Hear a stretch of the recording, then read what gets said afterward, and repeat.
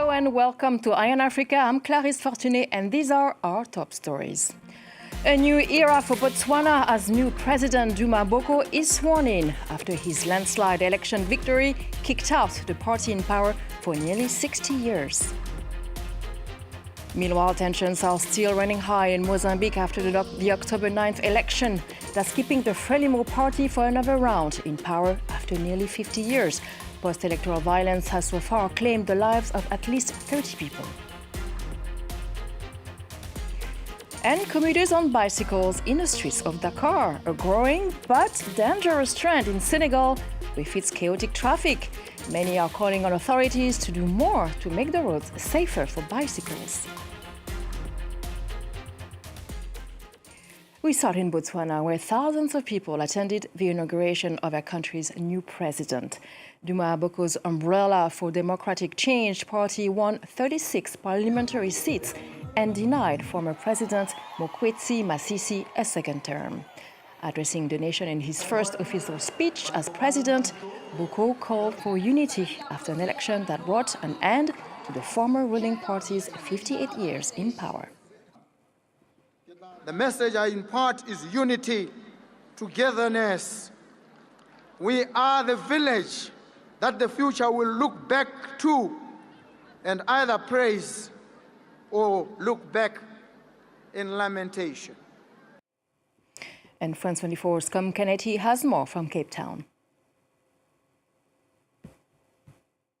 Duma Boko began this ceremony by circulating the National Stadium in Gaborone in this vehicle surrounded by white galloping horses.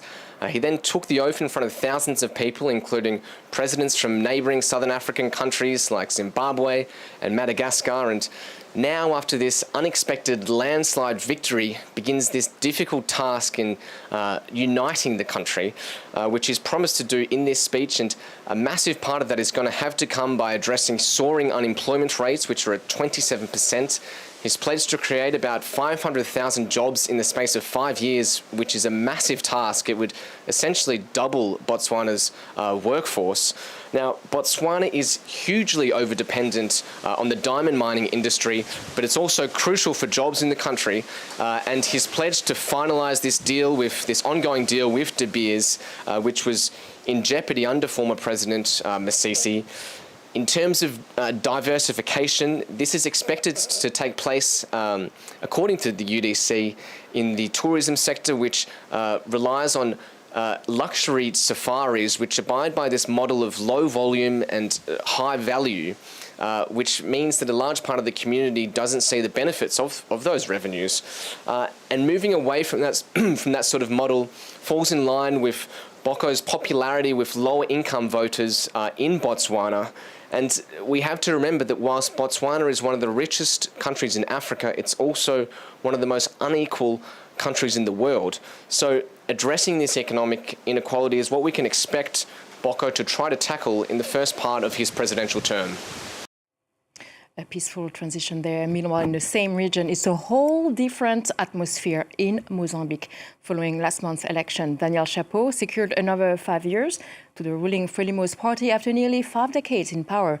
But since the results were announced 3 weeks ago, people took to the streets across the country in protests, and rights groups said at least 30 people have been killed. Let's bring in journalist Armando Nontumbo. He's joined us from Maputo. Welcome, Armando Notumbo. First, tell us about the current situation there. Good evening. Thanks for having me. Today, it was a calm day in Maputo. We had no demonstrations, and this is explained by the fact that the opposition leader didn't call for another demonstrations today. But yes, yesterday it was a very chaotic day in Maputo. Thousands and thousands of people were protesting in Maputo and in the neighboring areas. And what people are saying here in Maputo is that we need our votes to be taken in consideration. People are saying that we want to be heard, we want a democracy to function in this country. People are saying that are tired of having their electoral results in this country being decided by the electoral management board instead of the people. So this is what is happening in Maputo now. It's a very tense moment. People are protesting.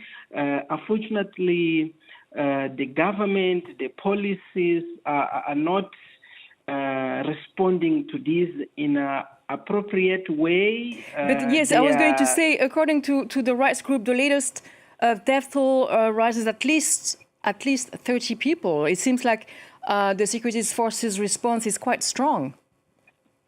Yes, of course, they are using tear gas against people. They are even killing people that are demonstrating. And this tells you the approach from the government about these demonstrations. They are not looking at the protesters as people who are demanding their rights, but they are looking at them as criminals who deserve to be killed.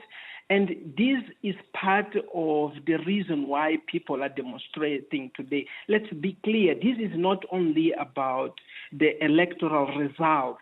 It's about the democracy in this country. People, of course, are saying that we are tired of the way that the ruling party has been governing the country in the last 14 years. A party that is seen as a corrupt party, more authoritarian party, a party that is not delivering, is not addressing the concern of the people. So these demonstrations are about these concerns of the people in Maputo and Mozambique. And so far, any reaction to this criticism from current President Filipe Nyusi or even from President-elect Daniel Chapo? No, they are all quiet. Today we have seen the president visiting some police members that were injured yesterday during the protesters. He was visiting them in hospital, but he said nothing about more than 30 people who were killed and more than 100 of people that are injured during these protests. Just yesterday, we had more than 60 people injured by police, and police are firing tear gas even to residents in Maputo. So people who are not protesting are also being targeted by the police. And the president, the government is saying nothing about these people. Thank you very much for this update. Journalist Armando Nantumbo, who was joining us from Maputo and will be monitoring the situation there as it develops. Now to the DRC. A Belgian national working for the DR Congo's intelligence agency was sentenced to death in connection to an attempted coup in May in Congo. At an appeal, he argued that he is innocent and he's being pursued for political motives. Emmet Livingston in Kinshasa has more. Jean-Jacques Wando, a Belgian citizen who was born in Congo, was arrested following an attempted coup d'etat in Congo on May 19th, which was led by political exile Christian Malonga. Wando was a security analyst who had recently returned to Congo to work in its intelligence agency as an advisor on reform. In September, he was sentenced to death alongside dozens of others in a military tribunal. But the trial was criticised for ignoring exculpatory evidence. Wando, for example, didn't take part in the coup itself, but is accused without direct proof of having been its mastermind. On Friday, an appeal hearing took place in the capital, Kinshasa, and Wando's lawyers again highlighted the lack of evidence. The prosecution has pointed to a picture from 2016 showing Wando and the coup leader Malanga together, but the prosecution hasn't been able to demonstrate any direct link to the coup attempt itself. Wando, for his part, told the military court on Friday that he had met Malonga only briefly and that he considered him mentally unstable. He also said that he'd met every major Congolese political figure and that his inclusion in the coup case is politically motivated. The case has caused friction between Congo and its former colonial power, Belgium, which has expressed its deep concern over Wando's sentencing. A death penalty isn't expected to be carried out, but some people are still worried about the possibility. Congo only lifted a moratorium on carrying out executions earlier this year. Now, People in Senegal do like to exercise. Just visit Dakar and you'll see many people running or lifting weights on the beachfront. And now a growing number of residents are turning to cycling for their daily commute. But the city with its dense and chaotic traffic remains a dangerous environment for those on two wheels. Many are calling on authorities to do more to make the roads safer for bicycles. Laurent Bersecher has a story.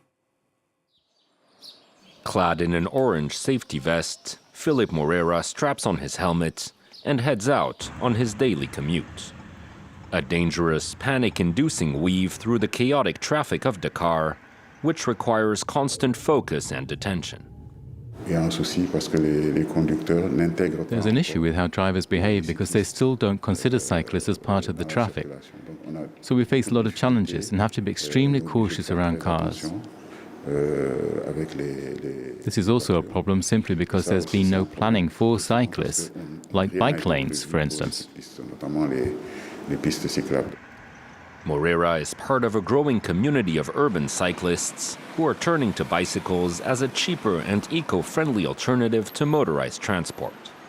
But the Senegalese capital is far from equipped for this surge, and mentalities have yet to adapt. The sprawling megacity only sports a few bike lanes, which are often used by speeding motorbikes. In this beginner's class, students are learning the basics of cycling, but also how to deal with other drivers' aggressive behavior.